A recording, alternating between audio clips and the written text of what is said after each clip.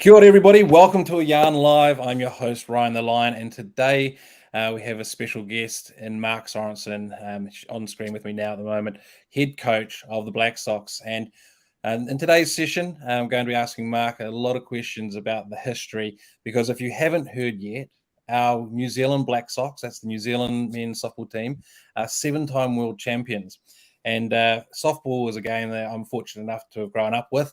And while all my kids, all my mates at school were talking about what they did at cricket, like standing in the field for doing nothing for 7 hours, I was always at softball, and there's always a lot of action and activity.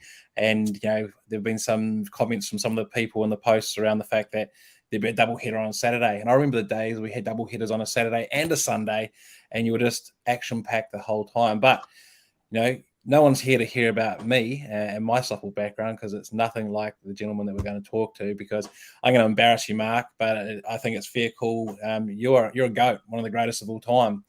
And as people hear the facts, they'll be able to make their own decisions. But I'm going to say, for me, this is such an honour to be able to be part of sharing the story and letting people know just what it is that you all the different team members over the years have achieved under the guise of the New Zealand Black Sox. So now that I've done that and got myself in trouble, I'll hand over to you, mate, to introduce yourself as you see fit, and then we'll get into the discussion about softball. Yeah, hey, thanks, Ryan. Really pleasure to be along here today. Thanks for having me.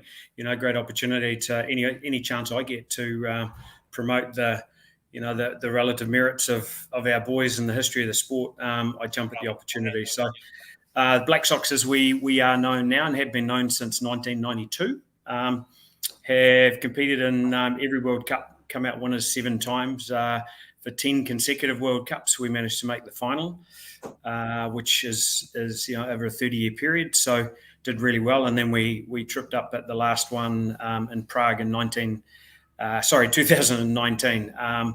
So I guess we're on a little bit of a path to redemption here, and looking forward to the event, which is coming up at Rosedale Park and over on the North Shore. So, softball is something that I grew up with my family, my mum and dad. My dad passed away just before our 2019 World Cup, and my mum and dad have been involved in softball in the Hutt Valley all of my life and a lot of their life. So, I was at the softball park from about the age of about 2 or 3 weeks. So I guess it was only natural that I developed a love for the game as well. Yep. And look, I'll bring my dad into it, and sorry to hear about your dad, because another huge name in the game. And as I've noted, I grew up around it. And my dad has this saying, there's a reason why they're brass bands. And his point is that, kids do what their parents do. And that was how I got into softball, exactly the same as them. They are both softball players. And, you are around the environment, and it's fun and enticing. And, the natural thing. I think you mentioned before we got on screen that you were involved in one of the World Series, the 76, as the bat boy. And I think that's where my softball career started, or in fact, go back into an age before today. I used to go around and collect the little bottles that you get a 5% refund on, so I could get my 25 cents to get a K-bar.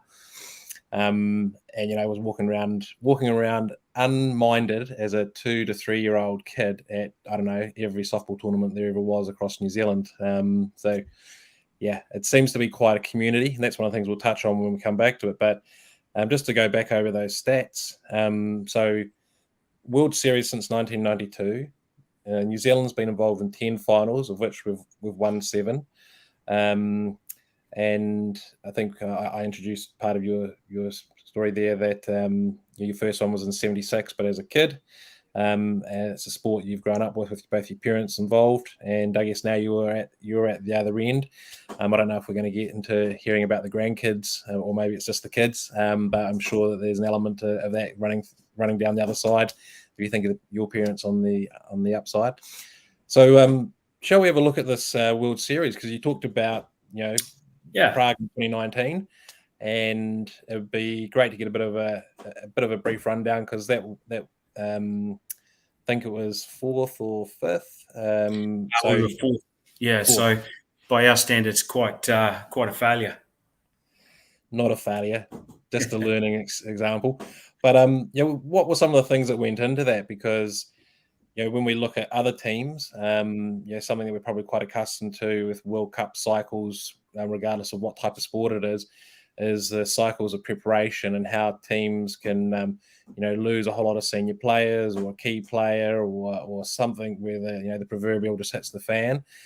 Were there any factors that you come to mind that you put down to it?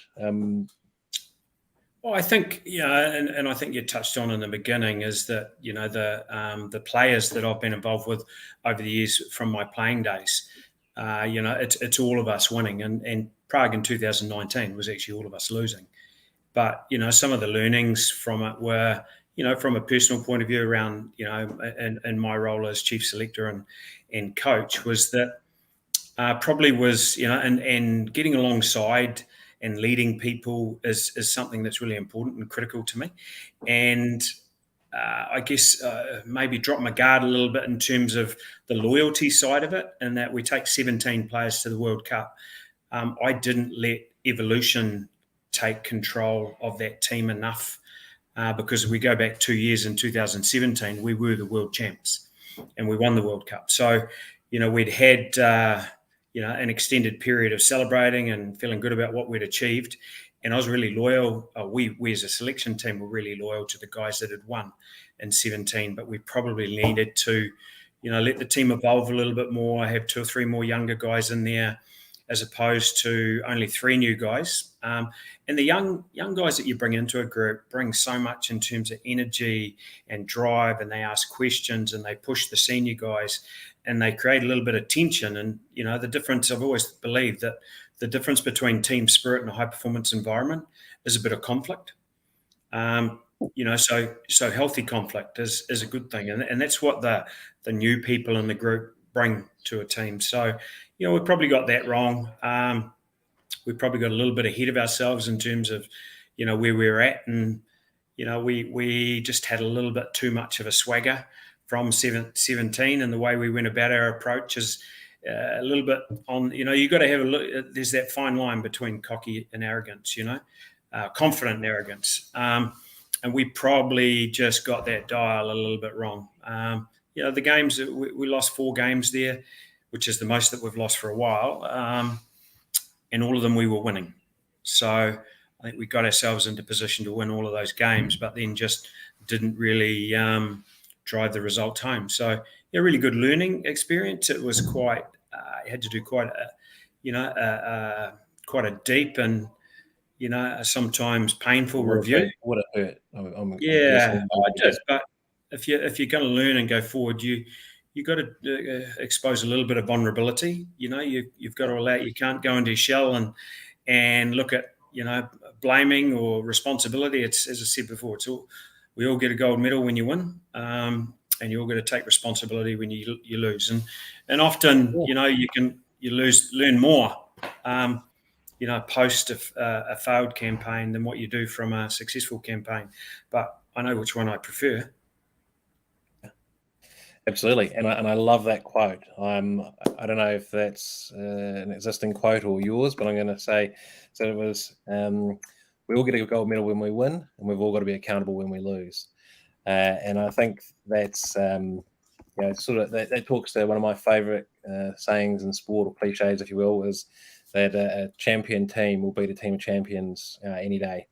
And that's why you look at some of the teams across different sports, and you can see a team of, let's say, average players beating a team of stars, and you think, why do the stars fall apart? And it's not always the reason, but the fact that they pull together can make that difference. And that was one of the things that I looked at across the 7 wins, right? And like as a kid, as we've talked about, I was on the sideline watching Hutt Valley play when the Nationals were in Dunedin, because Mum, or as you, Alan Hunt, called her, Mushroom, was your scorer. And for those of you that don't know softball, whenever there's a big tournament on, that city will provide most of the umpires and most of the scorers, and provide a scorer to each team. Because the nature of the game is you need a scorer who can do your stats and tell you what your RBI is, and where your stats are showing up problems or successes. So my mum just happened to be Mark's team scorer. I think we're talking about 92, 95. I haven't quite dug out the date, but I was standing on the sideline, and there was a lot of banter, and I think that's part of the magic in terms of bringing everyone down to size. So the guy that just hits the home run and brings in 3 runners, and it's 4 points for the team, but then someone will chip in a joke and just bring it back down to size, or that immediate feeling. But then there's this amazing level of support and humility throughout as a result. So I thought I'd just get you to touch on any observations, not just from the 2019 learnings, but from the whole time span of you being involved in softball and teams. If you were to write down a few key notes, what do you think that'd include? Oh, geez. How long do you have? There's no secret recipe, right, for success. But I use the phrase with coming from being a player and now being into the head coach role for coming up 8 years now. And I talk to the guys about because they talk about your career and what you did and how you did it, and the thing I always come back to is the harder I worked, the luckier I got. So you were really lucky with this. It's like, no, the harder I worked, the luckier I got. I wanted to make sure that, no one beat me on the practice court. No one beat me on the practice diamond. So that, when you actually got out on the live diamond itself, you were well prepared to perform. But when I look at our campaigns and the success over the years, I think there is a common thread. And that common thread, because we've, little old New Zealand down here, we've got, maybe 40,000 people playing the game of softball, but you look, one of our biggest competitors and who we're going to play in round 2 of the World Cup, the USA, there's 30 million people that play the game there, with our 40,000 here against 30 million, that's massive, the difference. So,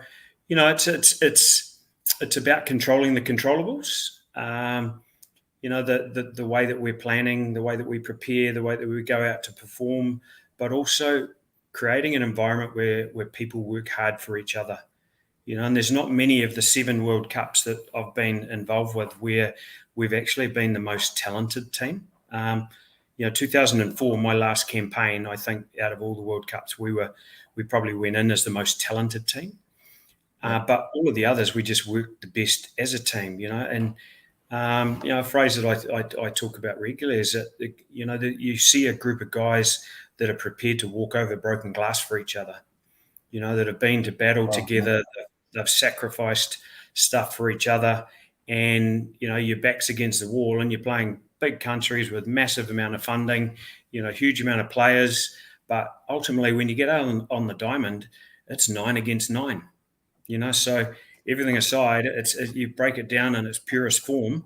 We all went to the local park on a Saturday and, played as a junior. It's breaking it right down to that, because at the end of the day, it is a game that we play. And a lot of the pressure is often created by, your own internal standards and your internal drivers. And I know that over the years, we've pushed each other really hard. We've held each other to account, on good things and bad.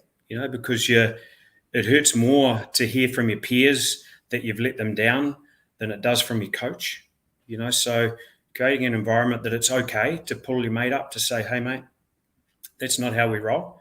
And that's basically our job now in this, in the management role is we're trying to create an environment that, is free to express oneself, that there's no fear of being reprimanded, that everybody's on the same level, kind of got a flat structure. There's no real hierarchy. We have a leadership group, but the young guys are encouraged to bring the skills and talents that got them selected to the table and not to change. We don't want guys changing when they get into this group. We want them expressing themselves. So sometimes I look back and marvel at some of the achievements that we've had, and it's sort of, I guess, at this stage of my career, having played and now coached for a long time, been involved with this group for a long, long time, that you're able to look back and reflect and say, well, okay, it's been a great run. But for me, there's a little bit of unfinished business, post Prague. I think if we had have succeeded and done better, I may have stepped away. But I'm not one to walk away from a challenge. One that's prepared to, to get back in and do the mahi, and I guess create another page to the legacy book that we've got here with this fine group of young men. Absolutely. And look, there's so many things that you've touched on and what you've just shared. Like you said, how long have we got? You've got my mind jumping in all different directions. So going in reverse, the legacy and wanting to, I guess, if I put it this way, potentially it's about leaving on the positive note, leaving on a win rather than the 2019. And I was almost going to chip in and say, as long as you're breathing, I'd want you involved in the Black Sox. So, you could still be coaching for a number of years yet. But then on the other hand, it's how do we get you teaching what you've just talked about and the practical, because it's easy to say it in an interview situation. It's easy to say it in a team talk, but I think it's actually about showing it. And that's done through your actions in the day-to-day, and that's where people really learn what that sentence means. But in that, there's a range of things that you said that what in the corporate world now, from you may not have heard, but Google have done a range of projects around what makes the highest performing team, and they thought it was going to be the people with the highest number of PhDs and the toughest PhDs.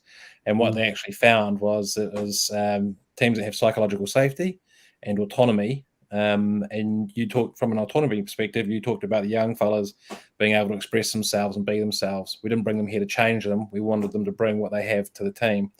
And that's your autonomy, right? And the other one is psychological safety. And that's the ability to, hear from your peers, which actually drives you on more because you don't want to let your peers down. But being able to do it in a way that works for everyone rather than someone going, stuff you, Mark. Tell me I was played shit then. The idea is we want that to spur them on rather than to create negative friction. So I think there's some amazing detail that we don't have time to go into today that yes, at some point I'd love to go into with you. So just thinking about the upcoming World Series, we've got think of the stats. It says 192 players, something like 20 teams. I could be quite a little bit wrong, but every time I look at the website, 12 teams, they ping up and I go, whoa, this is going to be a cracking World Series. So, in terms of what you might know about the opposition and how you're feeling, have you got it?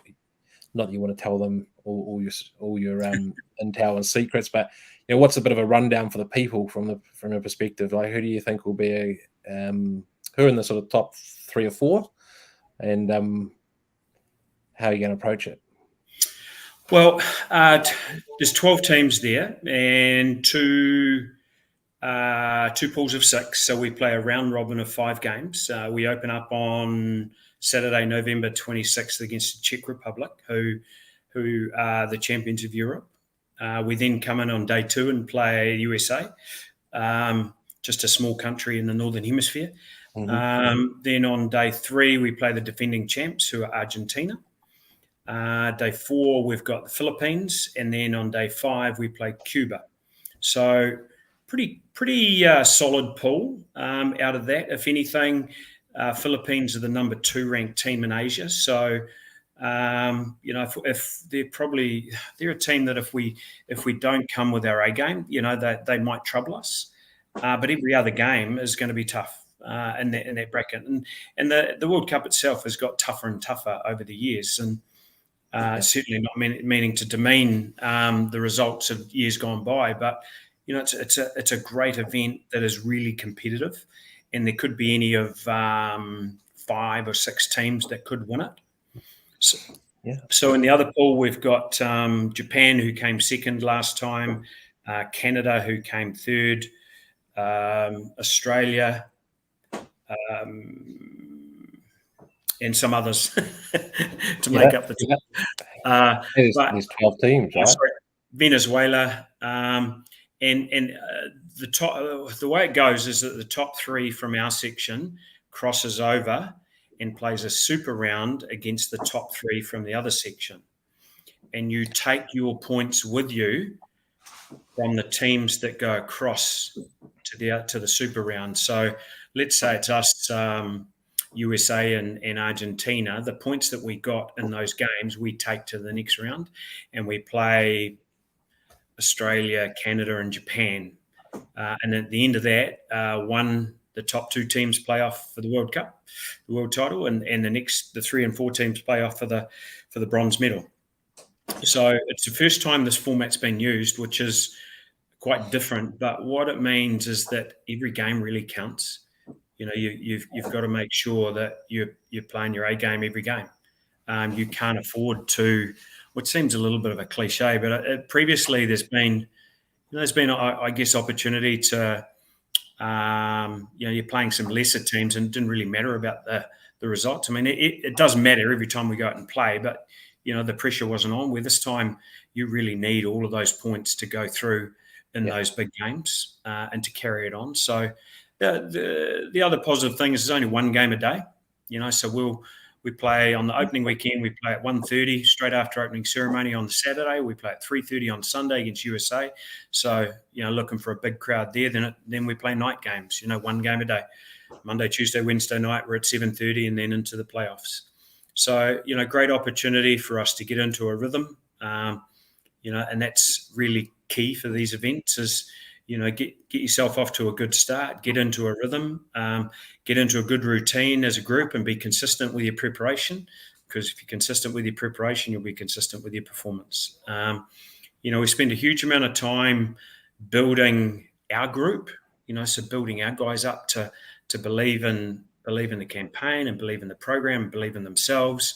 And then on the day that we're playing the opposition, we'll spend some time profiling who we're up against, what we should expect, and how we're going to play. And from there, it's really about focusing on our strengths. The guys are aware of what the opposition will do. A lot of them have played against a lot of these top players in North America or in Japan. But we focus a lot on us and what we can do, rather than building up this big profile too much on the opposition and creating a mountain of fear, that people go into it. It's like, we need our group to be really tight and together, and that has to be from day one of the World Cup, and that's what the process we're going through at the moment. We've had the guys together all this week, and it's really sort of, we're in camp mode, training camp mode, where we've had them. We've actually, the focus has been on making this camp tougher than the World Cup itself. And what I mean by that is tougher physically, tougher mentally, so that once they get to the World Cup, they'll think it's a breeze because they're fresh, they're energetic, they're excited.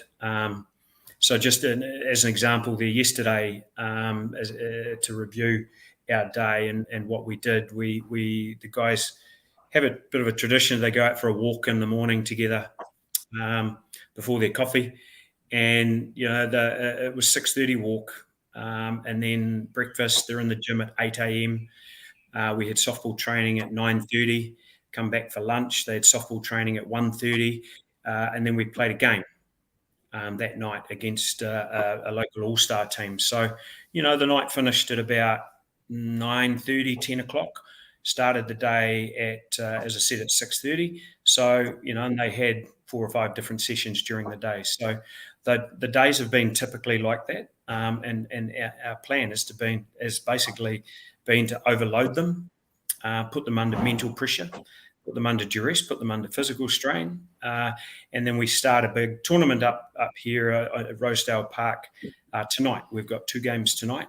We've got 3 games tomorrow, and then we've got 2 games on Sunday. So we've deliberately loaded the back end of the week when we're looking for the guys to be, physically and mentally tired against, we're up against domestic players who will want to beat the Black Sox because Absolutely. they want to be in there. And they'll probably also want to show me that I made the wrong selection by not picking them. So, hopefully we're going to encounter, teams that are really going to have a crack because that will help us prepare and battle harden us. So that's kind of our plan with what we've been trying to achieve this week with the guys. And got to say they've been really pleased with the application and the commitment, and even though they're all pretty tired from the week they've had, they know they've got another big few days ahead with some games, which is, time in the saddle is the greatest thing when you're pulling teams together, is getting alongside each other, working combinations together, building some confidence, and obviously succeeding.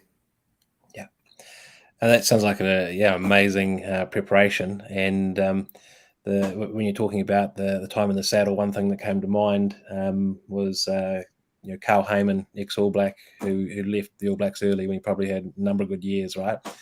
But he was reported a number of times as saying, one of the things I love about English rugby is that we play more games than we practice. When I was an All Black, we practiced more than I played, and the ratio. So I think there's nothing like being in the trenches in a game, right? That's when everything comes together or flies apart. And the more it comes together, in terms of your point about train consistently or prepare consistently enables you to play consistently. Well, that consistency just keeps on going through. I remember one saying I got taught is that winning is a habit. And when I first heard that, I was like, what? It doesn't make sense. I questioned it. And just a little side note, I was coaching a third form rugby team at the local school.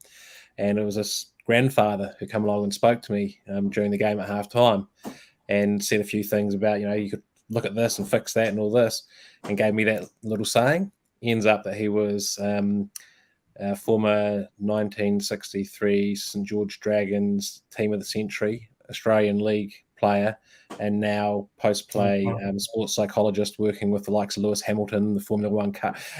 So here I am. I was like, it took me about 3 weeks to come back to him with an answer, because I first said to him, what do you mean winning by a habit? Winning is a habit. And he goes, you work it out.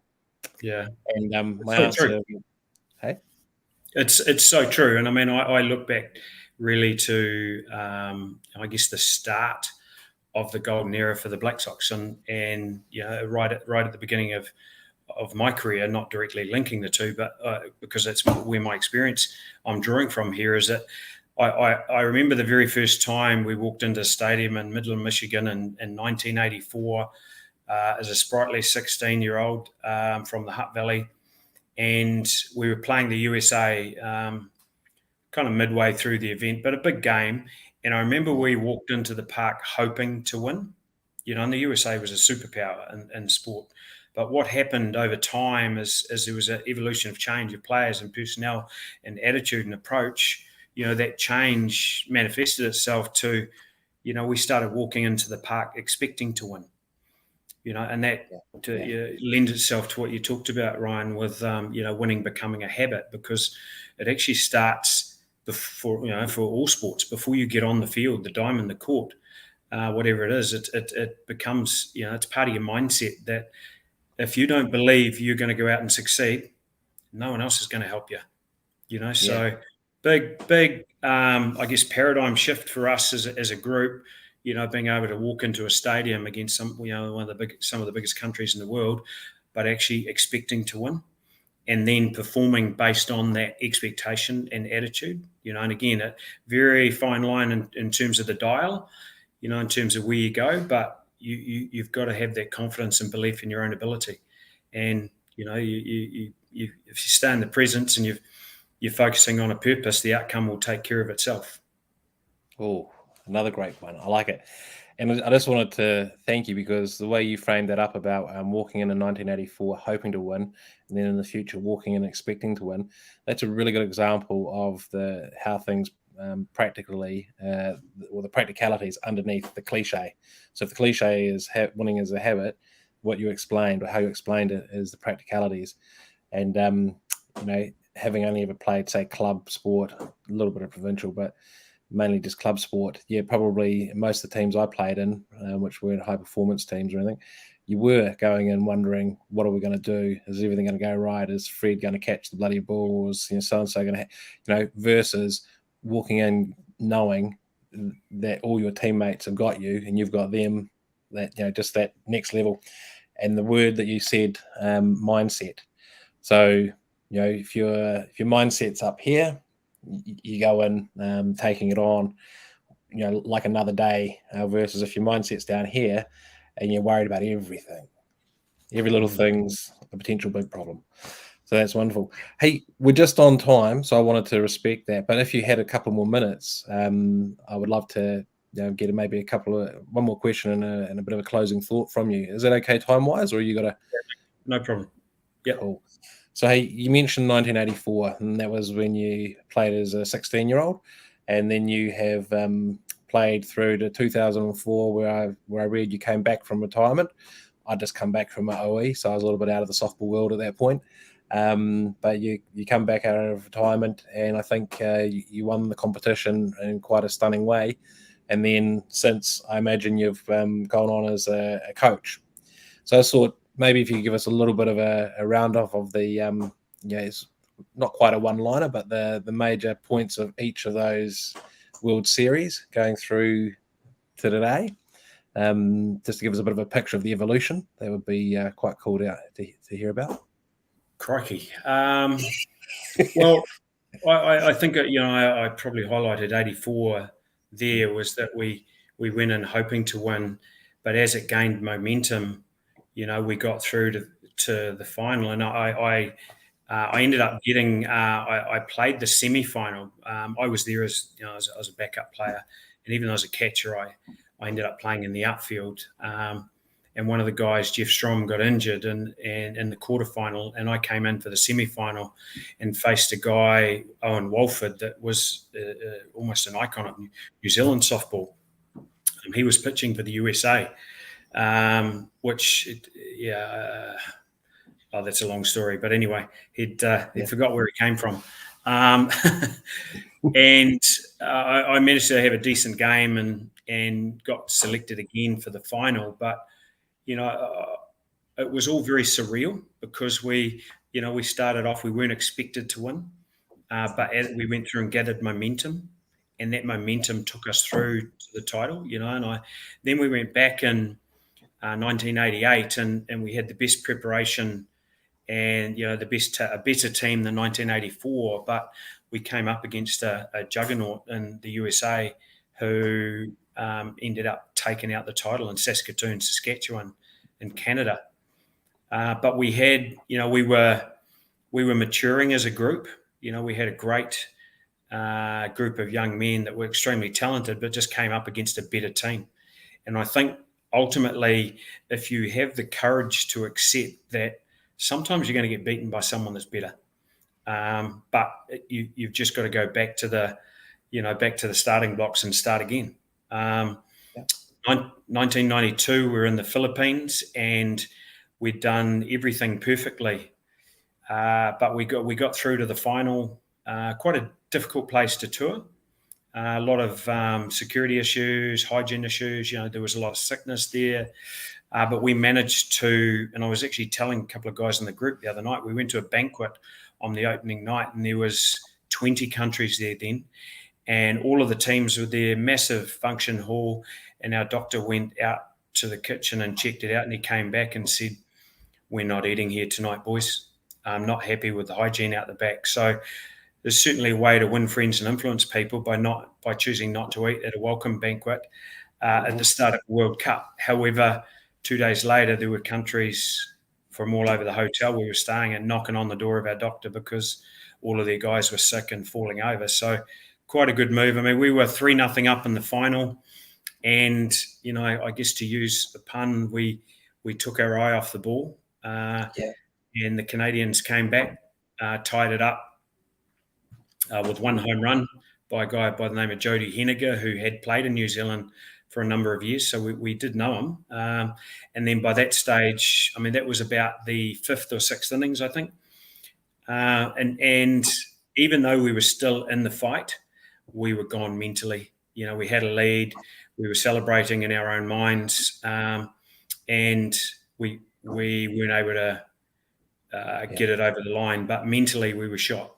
So that from there, I think, is the line in the sand where, we're able to go back and look at who we were, what we wanted to stand for, how we wanted to play. Mike Walsh, our coach, did a bit of a clean out of personnel, and it started what, is now referred to as our three-peat, where we won in 96, as a fit, fast, exciting young group. Went on to 2000 in South Africa, where it was, we were. It was our first time to South Africa and playing there, and we went through and played exceptionally well in that tournament. Was sort of step up again, and then we came to 2004, which I referred to earlier, where I think we had the best team that the Black Sox has had, and we just dominated the event in Christchurch. So, really quite a string there, and that was my last event as a player. From there, I took a break away from the sport for a while. 2009, 2013, I was back doing some TV commentary. But after, in our off season, I went to North America and played over there. So pretty much for 17 years, I was playing year round, or 11 months of the year. So I got to the stage where I wasn't enjoying the game, and I was burnt out. So needed a few years away. Then came back after the 2013 World Cup, which ironically was here at Rosedale Park when they won. So taking over a team that had won a world title is probably not the smartest move in the world. And then when I got the group together for the first time, found out that we'd lost 8 of the starting 9 players that won the World Cup. So we were really starting from scratch. But really proud when I look back at the group that we got together at a camp at Trentham Army Base in late 2013, and 2 years later at the World Cup in 2015, we were ahead of Canada in the final. Didn't quite get there. They came back and beat us, but where we went to, where we took this initial group through to the final was, I think, quite an achievement. But it also set the team up really well, because I think you get success that early, that young, that early, you might get a little bit of complacency. So really drove the guys for the next couple of years. And in 2017, we went almost up to Alaska, to Whitehorse in the Yukon in Canada, and right out the back and beyond. But we'll forever hold a special place in our heart now, because we managed to stand on the top of the dais and hold that trophy aloft. So the trip home from near on the top of the world back to little old New Zealand ended up being quite an enjoyable experience, because with gold medal around your neck, trophy in the seat next to you was something that was really special. And I think we've touched on Prague in 2019 enough now already. But that's kind of I guess a quick overview of the World Cups from 1984, from when I first started, through to what will be ahead of us, in 3 weeks' time, where it will be my 10th World Cup attending as either a player or a coach. Yeah. Well, man, another cliche: experience talks. And I think the experience that you've got and just laid out, including taking a break from the game, if we look at other sports, in rugby, they'll take sabbaticals and take a year off to go and play overseas. So it's not quite the same, because you talked about playing full season. So you're playing Northern Hemisphere, Southern Hemisphere, and that's you always sort of wonder, like, whether it's the pitcher's arm or the catcher's knees or something. There's a lot of pressure, because for those that don't know, Mark is a catcher. And I think going back to that national series in Dunedin, you were player coach. And I think you caught some, but played first for most, or something like that. And I was always standing on the sideline quite gutted. I was like, hang on, this guy, Mark Sorensen, is going to be playing freaking catcher. What are you doing, mate? Like, but this comes back to the you've got to blood new players, and one of the challenges, that all sports experience, and you would have seen it from all different angles, is the guy that's just so good that no one else gets a chance. So when does that next person get a chance? So yeah. But anyway, it's getting into some more detail for a yarn another day. What I wanted to do, because we're now 10 minutes over, was give you a moment to think about closing remarks. And of course, there'll be people out there who know softball, played softball, love softball, and there will be people out there that may have, not really know it, the whole spectrum. So if you could take that into account, your closing remarks, and I'll just do a little bit of a round off of what we've spoken about today. So for those that have joined partway through, we've got Mark Sorenson, head coach of the Black Sox, New Zealand's national men's softball team, who have the World Series here in New Zealand starting November 26th, with the opening game at 1:30 against the Czech Republic, who are the European champions.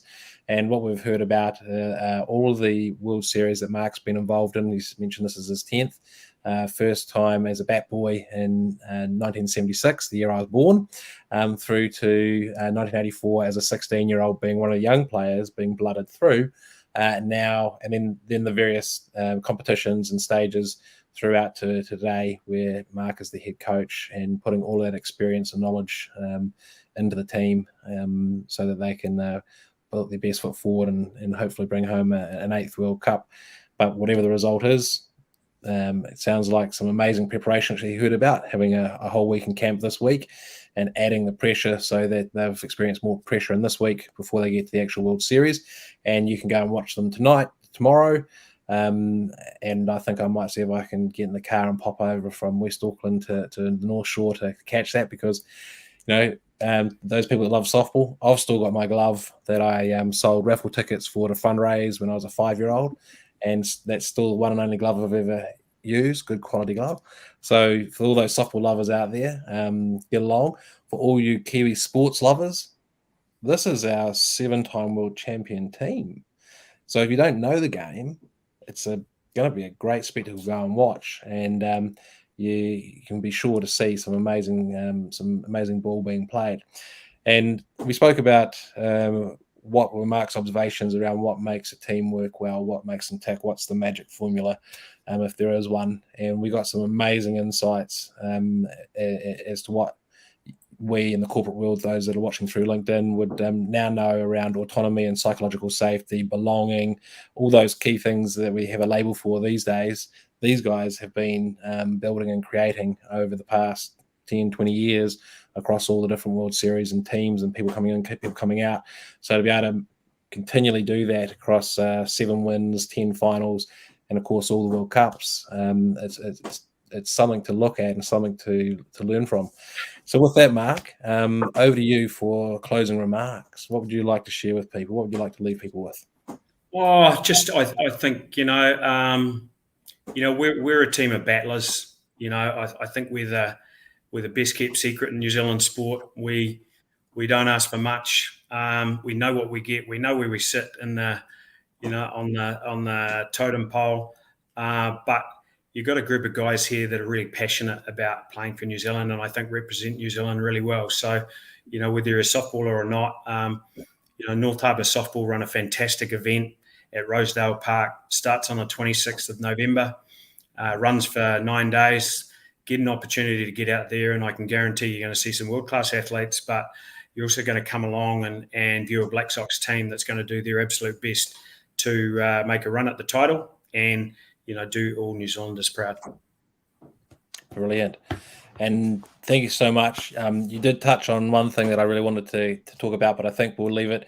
And if I can be cheeky enough, let's say we'll leave it for talk 2, which will work out where we can book in your schedule if possible. If not, then we simply wish you and the team well, and you will hear why I'm called Ryan the Lion, because you'll hear me from the sideline, you'll hear me from the outfield. Doesn't matter where you are, you'll hear me 10 blocks away. That's why I got the nickname. But for those that haven't been to a softball game or been part of it, there is a lot of noise, a lot of chatter, and that's almost sort of support and commentary mixed together as we're going. So whether you're on the fielding team and you're cheering on the pitcher, or whether you're the batting team and they swap over every innings, right, and you're cheering on the batter, there's always going to be a lot of noise, and the better the game is, the louder the noise. So we'll leave you with all best intentions, best wishes, and lots of support from ourselves. And thank you once again for all your time. It's been a pleasure and an honour to have you on the show and learning about your history with the Black Sox and the history of the Black Sox in the World Series. So, yeah, thank you once again. Hey, you're welcome, mate. Cheers.